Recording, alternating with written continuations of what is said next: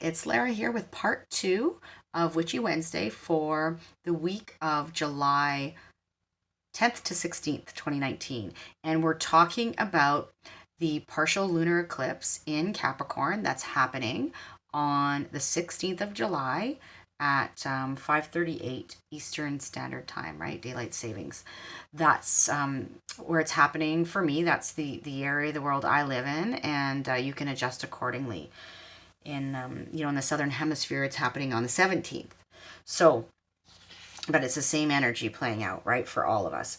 And I really want to encourage you to listen to the intro video, part 1, before you come here and listen just for your sign, because it really gives you the context of the whole picture. It really is it's much more meaningful to go listen to the intro. As a matter of fact, I would say to people, if you're only going to listen to one, of the parts, lately I've been doing these videos in 2 parts, I would listen to the intro before I would listen to this, and then if you have time at another time, listen to this. But I know people they like that personalization of what does it mean for me, and I totally understand that, and so this is why I do this. But know that this is very general, right? Like, it's not speaking to your specific birth chart placements. It's speaking to everybody who has, a Virgo rising, a Libra rising, an Aries rising, this kind of thing. And it does, if you listen for your rising sign or your ascendant and your sun and your moon, you will get some good information and a good idea of the areas of life that this energy plays out for you in. But nothing beats a real solid look at your personal birth chart. So I just want to let you know that. But when we're talking about the Capricorn eclipse here, this is what we are speaking to, right? In terms of these eclipse energies, eclipse being a lunar eclipse being a full moon. So what is coming to light for you? What is being revealed? What needs to be released, ended, let go of? What's coming to fruition? It's about, as I spoke a little in the intro, like, what does success mean for you? And are you now realizing that maybe what you thought was success is not really meaningful to you anymore? What's no longer working in terms of your relationship to authority, whether that be your own or outside authority? Your relationship to parenting, or your parents or parental figures in your life. Ancestral healing and karma is a big part of these eclipses.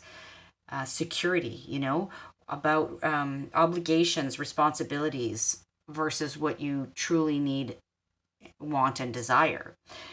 So there's this kind of tug of war between what I feel attached to, obligated to, stuck in, loyal to, restricted by, beholden to, obsessed with, fearful of, those kinds of things, versus what feels like home, right? That's the Cancer piece. How can I follow my heart? Where do I belong? Who are my people? How can I feel more nurtured in general? These sorts of things. Where does a permanent change need to happen in terms of your relationships? In terms of your relationship to the Capricorn area of your chart specifically, and I'm going to get to that, right, very shortly here. Where are you sort of like, I'm done with this now. I'm done, no more. I'm not dealing with this anymore. I don't want to deal with this anymore. I can't deal with this anymore. Where's that happening for you? But you may still have some unfinished business in that area that you do need to do the mature thing and be responsible for and take care of before you can move on, right? You may be so ready to leave certain things behind, and that's good, and you should listen to that. Don't ignore that. But you may have some things to wrap up still, some unfinished business that needs taking care of, that you really do have to attend to, if you want the optimal result in the long run and the optimal payoff, right? So don't procrastinate. I know sometimes it can kind of feel a bit overwhelming, but get the loose ends wrapped up. Make a plan. That's very Saturnian, Capricorn energy. Make a plan, have a timeline, have a deadline for yourself, and stick to it, right? And then, as I mentioned in the intro, we're getting some help here from Neptune, which is in trine to the Cancer energies and sextile to the Capricorn energy. So I'm going to touch on that when I go through the signs, which I'm about to do for you right now. So where is this Capricorn eclipse playing out for each of us? Lunar eclipse. And where can we get a little bit of relief, or where might we feel some help, some support, some compassion coming to us?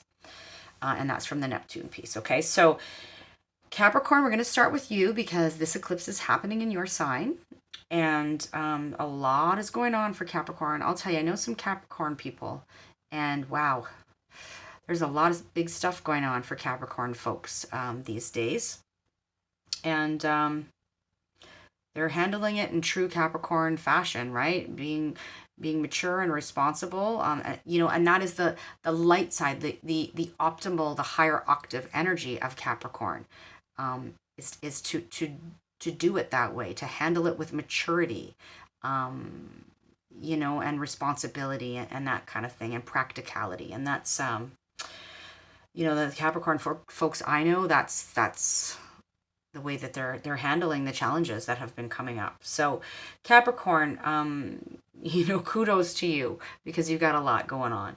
But this is happening in your first house. And so this is, as I said, where these energies are playing out are in relation to yourself, your journey through life, your physical vitality, how people perceive you out in the world, how you present yourself out in the world, can have to do with your physical appearance even. Your relationship to yourself. So, and your instinctual approach to things, right? And so something in this arena with this eclipse is coming to a culmination point, a release. And it may be a very, very cathartic, maybe very emotional, which, Capricorn is not always so keen on dealing with the emotional side of things, right? But that's where you need that balance point, that Cancer across the chart from you. And it may be a time of that, and that's okay, right? So something, wanting to be released, you're sort of done with it. You are looking to complete it, or things are external circumstances are saying you're done with this now, that sort of thing, and so it's that area of life that this is happening in for you, right? The very self, and then there is some compassion on offer from Neptune in the third house, and that has to do with people in your immediate environment. So people that are close to you, your siblings, your cousins, neighbors, community members, peers, those sorts of folks can lend you some compassion and support and love at this time, as can your like communications that come to you, because the third house is very much about our communications, right? So messages being exchanged back and forth can have a compassionate flavor to them, and love and support, and a real sort of spiritual well-being can come to you through those third house people and things. And so that's for you, Capricorn. I'm going to leave that there. I'm going to move on to Sagittarius now. And Sagittarius, we've got the eclipse happening in your second house of resources, right? And so this is your material resources, but it's also when we speak of resources, it's anything we possess. So material possessions, our energy, our time, these sorts of things are all resources. Our wisdom, is a resource, really. I see it that way anyway. This is also about, the skills and talents that you use to support yourself, to make money, to get you the things that you need to support and sustain yourself. And it has to do with what you value, what is really important to you, what are your core values, excuse me, and what's your worth, or what it has to do with worth, self-worth especially. And so, Sagittarius, this area of life is undergoing some catharsis right now, right? With this eclipse energy, a culmination, a coming to fruition, a letting go, a release, a turning point, a watershed moment, these kinds of things the eclipse is bringing about. And again, part of a larger story, right? An eclipse story that's unfolding for all of us. But you may be getting a real good sense of what the end game is in this area of life for you, ultimately. And you're getting some support here from the fourth house, from, that's where Neptune's sitting for you. So some compassion, some love, a sense of spiritual well-being is being offered to you from your foundations, from your home, from your family, from your place of living, from your tribe, right? The people that feel like family, from your emotional security, from your ancestry even. So these areas are supporting you through what may be, a trying time during the eclipse. Although Sagittarius, you being a mutable sign, you don't have a lot of things really hitting the eclipse points unless in your specific chart you have a cluster of planets there, or what have you, right? But I don't know that without looking at your specific chart. But that is for you, Sag. And I'm going to move on to Scorpio now, where we've got the eclipse happening in your third house. So things are coming to culmination, fruition. There's a watershed moment, turning points, releasing, illumination happening, emotional catharsis perhaps in this third house area involving your immediate environment. So your siblings, your peers, your neighbors, your cousins, the people in your, immediate sphere. And also with regards to your communication. So maybe there is like a release happening here with some kind of your style of communication. Maybe, you've been working on like some kind of publishing or writing project that's coming to a, publishing is often the ninth house, but, writing, speaking engagement, that kind of thing, it can be third house related. Messages exchanged back and forth, short commutes, short trips, that sort of thing, right? These things are where the eclipse action is happening for you. And then you're getting some support, some compassion, some love, some spiritual well-being is offered to you from the fifth house.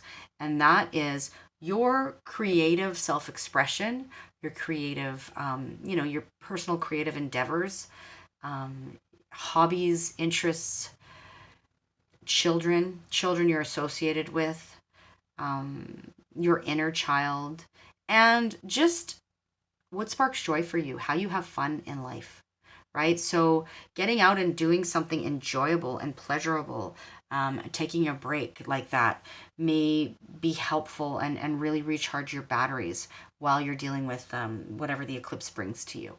So that's for you, Scorpio. And we're moving on to Libra now, where we have the eclipse happening in the fourth house. So this eclipse is happening, Libra, and you're one of those signs that, particularly if you have things around that the last half of Libra, right, the 15 to 30 degree mark kind of thing, where you'll likely be feeling this in some way because you are a cardinal sign. So the eclipse is happening in square to your sign, right? And that's happening in your fourth house of home, family, your foundations, your place of living, your emotional security, the women in your life, mother figures, that sort of thing.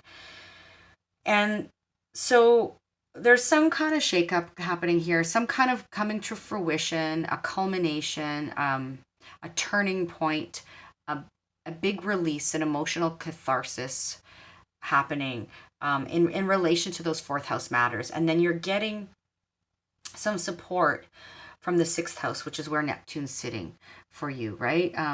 So bringing you some love, some compassion, some wellness, some feelings of wellness, and particularly on a spiritual level, kind of thing.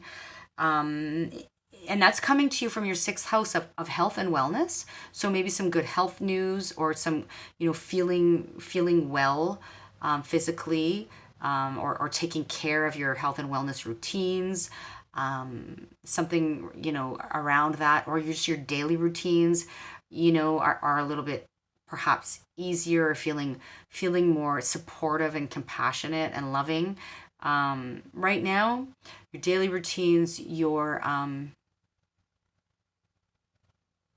self improvement or self development projects, kind of thing, that you're working on right now, those kinds of things, even any kind of relationships that have to do with people that are on like an unequal playing field. You may be getting some support in that arena, from that location of the chart, from that life area. There's some good juju on offer for you there. So that's for you, Libra. And then we've got Virgo, moving on to Virgo. So Virgo, we have the eclipse happening in your fifth house, right? That's where Capricorn sits for you. And so some kind of release, emotional catharsis, turning point, watershed moment, illumination, culmination, those sorts of things in relation to children, to your creativity, so creative self-expression, creative projects, your hobbies and interests, and what sparks joy for you and how you have fun in life, right? So there's a turning point happening there, and release, an emotional catharsis, that sort of thing, like I said, in that area of life. And that's being, any sort of difficulties that may arise there are being helped by Neptune in Pisces, which is sitting in your seventh house. So you may feel some compassion, some love, some support, some spiritual well-being coming through to you, or being offered to you by those people that are in close relationship to you, right? Significant others, close personal friends, business partnerships, anybody you're in sort of a one-to-one relationship with. There can be some real support being offered to you there. So that's for you, Virgo. And we're moving on to Leo now, where the eclipse is happening in your sixth house, Leo. So you've got some kind of turning point, culmination, fruition, ending, release, emotional, catharsis happening in relation to health and wellness. Yours, or maybe somebody in your sphere, right? Health and wellness issues, health and wellness routines, health and wellness related things, daily routines, right? Like the day-to-day tasks, paid or unpaid tasks that we do. Things here are, something's being highlighted at the time of this eclipse, being perhaps eclipsed out even, right? Like it's like, no longer having to deal with whatever that is anymore. So that's a possibility. And you're getting some support from the eighth house, because that's where Neptune is sitting for you. And so you may be getting some compassion, some love, some spiritual well-being, feelings like some good juju being offered to you by intimate connections. So people you're more intimate with, right? That can be like, a partner. It can be anybody that you kind of go really deep with, right? It could be a therapist, a counselor, an astrologer. It can be also something good coming to you in terms of, outside money. Or resources, people offering you resources or helping you, you know, taxes, loans, insurance, credit, mortgage, what else? Um, Business income, even. There can be some support coming from this area for you, and from folks who kind of deal with those things. So that's going on for you, Leo. And we're going to move on to Cancer now. And Cancer, the eclipse is happening for you in your seventh house, right? So again, Cancer, you've had a lot going on lately, right? With that Capricorn energy opposite you, and a lot of things going on in your sign over this last while in general. And so it's been perhaps a bit intense, over this last while. And we've got the eclipse happening in the seventh house. And so this is your one-to-one relationships will feel some kind of release, turning point, culmination, emotional catharsis. Something's coming to pass.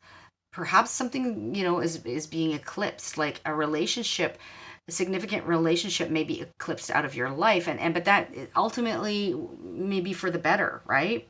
That's just, don't freak out when I say that. That's just a possibility. But regardless, this house of one-to-one relationships is where the eclipse energy is happening for you. And if you are feeling some intensity there, then look to the ninth house for some support, for some relief, for some feelings of spiritual well-being, for some love and compassion. And the ninth house, because that's where Neptune is sitting for you, right? In positive conversation with this eclipse. The ninth house has to do with higher learning. So, I don't know, this could be like some kind of course of study you decide to embark on that's going to help you feel better in some way. It could be like a spiritual teachings. It could be some kind of a teacher or mentor that is supporting you. It could be people at a distance, in foreign lands, foreign cultures. It could be taking a trip or planning a trip or something involving travel, more longer distance travel. It can have to do with just your philosophy, your belief system is changing, is shifting, is being eclipsed and replaced with something new, with a new way of looking at things, right? So that's for you, Cancer. And hopefully that gives you a bit of, insight, a bit of guidance moving through these energies. And we're going to move on to Gemini now, where we have the eclipse happening in your eighth house, Gemini. So, for you, we've got some sort of release point, turning point, watershed moment, culmination, something coming to fruition, or an ending, an emotional catharsis, these sorts of things, right? Talking about the lunar eclipse here, happening in relation to your intimate connections. So people that you're very closely merged with on some level, people that you share, intimate experiences with, whether those be like psychological or physical, or both. This can have to do with deep psychological kind of woundings coming up to the surface to be released now at this point, and can feel really, emotional, but that needs to happen. Those things need to be released now. It's a time of that, letting those things go, letting them out. It can have to do with things like, the money that comes to you, or the money that you owe through taxes and loans and insurance and debt and mortgages and bursaries and those sorts of things. There's something coming to a close there, or coming to a culmination point, a turning point in that arena. And so if you're going through some challenges or some changes or a turning point at the time of this eclipse, the 10th house things can bring you some feelings of support and compassion and love. And those 10th house things have to do with your worldly ambitions, your public reputation, your the legacy you wish to leave, right? When you're no longer on this earthly plane. Authority, your own authority, or authority figures. Has to do with your career, your true vocation. You're really your highest ambitions. And so any of these things, or a combination of these factors, is there to offer you some kind of support during this time. All right, so that's for you, Gemini. And I'm going to move on to Taurus now, where we have the eclipse happening in your 9th house, Taurus.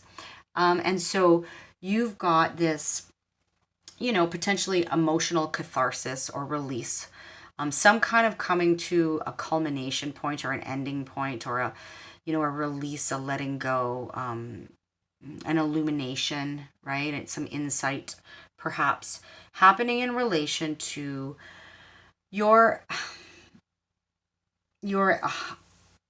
higher education, endeavors surrounding that. So courses of study, college, university, anything beyond kind of high school level that you're involved with, that you teach, that you're learning, that you wish to learn.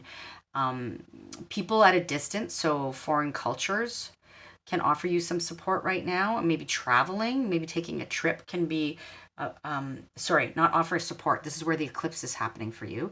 So something involving foreign cultures, or, traveling to a foreign place, maybe I don't know, like maybe you are, maybe you're moving overseas, and it's kind of like this is moving week or something like that. That's possible. Or just your way of seeing the world, right? Your philosophy, your belief system, is somehow, there is this like point, there's a turning point there that's happening on some level.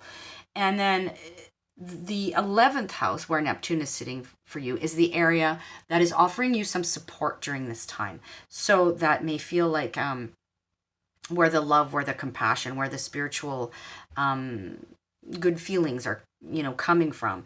And that has to do with groups of people. So your friendship groups, or any organizations or clubs or associations you're involved with. Collaborations, like collaborative work, things that you work on with other people. Even, online groups and networks, that kind of thing can be offering you some support and some compassion around this time. Your hopes and dreams for the future may feel good right now, right? In that sort of spiritual sense of the word that we're talking about when we talk about Neptune. And so that's where the support is being offered to you at the time of the eclipse, Taurus, in that 11th house. Moving on to Aries now. Aries, we've got the eclipse happening in your 10th house. And so this is all about your public persona, your public status, reputation, your worldly ambitions, your career, your vocation, your relationship to authority, whether that be your own authority or external authority, father figures, the government.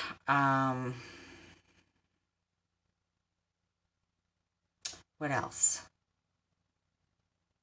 The legacy. I always like to put that piece in there. The legacy you wish to leave, right? So this is where the eclipse is happening for you. There is some turning point, some watershed moment, a coming to fruition, a culmination, a release, an illumination, a going public, that kind of thing is happening.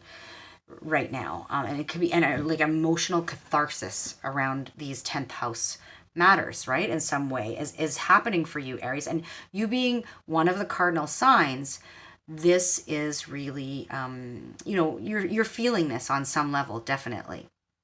And, as I spoke about in the intro, I have a stellium of planets in Aries and a conjunction right at this 24-degree mark where the eclipse is happening. So definitely feeling it over here. I can relate.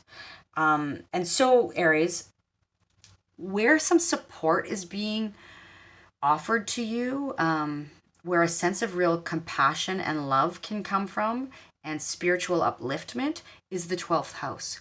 So, which is the home of Neptune and Pisces, right? So, spiritual endeavors or connections, your dream life, taking a break into solitude or for rest and relaxation and recovery. That can feel really good for you around this time. That can support you. Even potentially for some folks, this may be actually, retreating to like a spiritual retreat center, or spending time potentially in a rehab facility or a hospital, even to get what you need to recover and to feel better.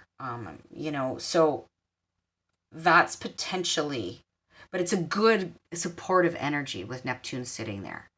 And so that's what's going on for you, Aries. And we're going to move on to Pisces now, where we have the eclipse happening in your 11th house, Pisces. And so there may be some kind of emotional catharsis or release happening.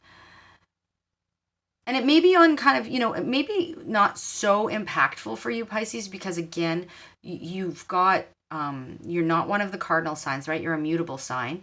And unless you're a Pisces who has a lot of energy in the cardinal signs, this may not impact you as much as it impacts some of the other signs. But nonetheless, you may feel it. And that would be in your 11th house of friendship groups, of associations, of collaborations, clubs, organizations, networks, even online networks. So some kind of release.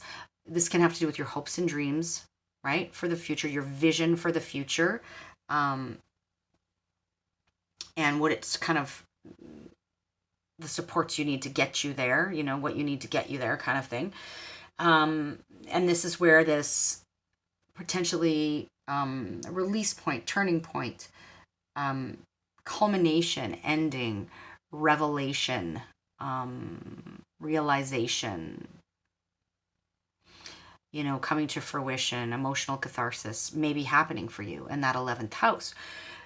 And then some support is being offered to you, some compassion, some love, some spiritual good vibes from the first house of the self. So maybe some real self-love efforts are guiding you through this time, are getting you through this time.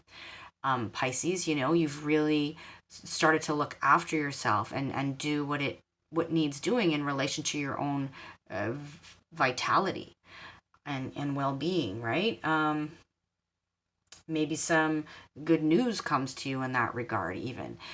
It could be, you're just doing something to perk yourself up, even your physical appearance. It's possible. Or you are being seen in a positive light in some way. Your instinctual approach to the world may be very Piscean at this time, very compassionate and loving. And that's really, coming across, and that's supporting you through this time, through these challenging times. So that is for you, Pisces. And last but not least, in this case, we have Aquarius. So Aquarius, the eclipse is happening in your 12th house, which is an unseen house, a hidden house. Things happening below the surface house, right? And so Aquarius, there is some kind of culmination point being reached here, an emotional catharsis, a release, a watershed moment, potential, crisis point, a revelation. in terms of your spiritual life, your, you know, unconscious, maybe things are bubbling to the surface to be released from the unconscious. Some unconscious realizations in terms of maybe self-sabotaging behaviors maybe coming, to a head now. Something being eclipsed or let go of, or released in terms of your how you spend time in solitude, resting, reflecting, rejuvenating, recuperating, right? Messages coming through in dreams around now too, that may be like really emotional dreams potentially, or something happening in relation to some kind of, institution like a hospital or a spiritual retreat facility or rehabilitation facility or a prison or a hospice, these sorts of things, the 12th house rules, right? And so maybe the release, the ending, the turning point involves one of those institutions in some way. That's a possibility. But, again, very unseen, often very unconscious, behind closed doors kind of energy. This is where this eclipse is happening for you. You are being offered some support, some nice, warm, spiritual, fuzzy feelings, some love and compassion in some form is coming through the second house of your resources. The kind of, the money you make from the job you do, the business that you own, or like your resources in terms of material possessions, not just money, right? I always like to remind you of that. It can be material possessions. It can be your time and energy are resources, right? Your worth, feelings of self-worth. That may be highlighted for you now in a positive way. Your values, what you value, what's important to you, who's important to you. So that second house area is supporting you through these challenging times of the eclipse. So that's for you, Aquarius, and that's all 12 signs. And so, I hope that gives you just a little snippet of insight for how this may be and what area of life this may be playing out for you. This family of eclipses, and particularly this partial lunar eclipse in Capricorn happening on the 16th, right? And again, love to know if you'd like to share or if you have questions or what have you, leave those below, reach out in, on social media or email or whatever. So take good care. Take care of yourself during the eclipse. July is it's a month. It's a month of some intensity, and hopefully after that we should start feeling a little bit of relief. Okay, so I will talk to you in next week's Witchy Wednesday. Bye-bye.